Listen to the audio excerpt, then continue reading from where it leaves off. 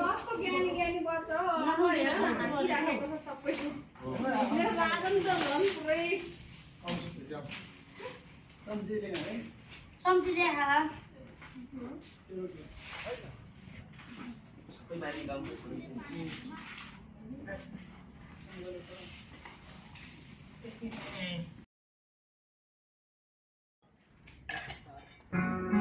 त्यो भएको हो त्यो चम्चा दिनमा म निकाल्न एकछिनमा यहाँ अर्को तरकारी लाउनु पर्छ बच्चाहरुतिर हाल्दैन नि